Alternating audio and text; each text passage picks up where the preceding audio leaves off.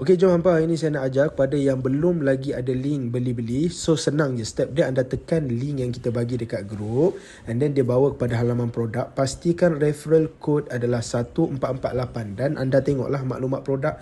Kalau ini yang betul, ini yang benar, anda tekan beli sekarang. Di bahagian ini anda akan dipaparkan dengan halaman untuk fill in detail anda. Pertama sekali nombor telefon. So situasi pertama yang saya tunjukkan ini adalah situasi yang dah berjaya daftar.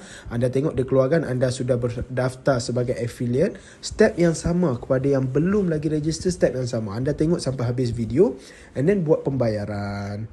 After that, ini video kedua. Saya tunjuk kepada anda yang belum lagi first time nak beli, sama je step. Pastikan referral code betul and then fill in the detail. Letak nombor telefon dan anda nampak detail-detail tu semua isi. And then anda tengok di bahagian ini yang penting. Bahagian saya ingin jadi affiliate. Saya mau welcome bonus affiliate. So di bahagian ini anda tikkan dan fill in the detail semua yang diberikan. After that, cara yang sama, iaitu buat pembayaran and then letakkan maklumat bank apa yang nak bayar sampai di halaman ini dan selesai.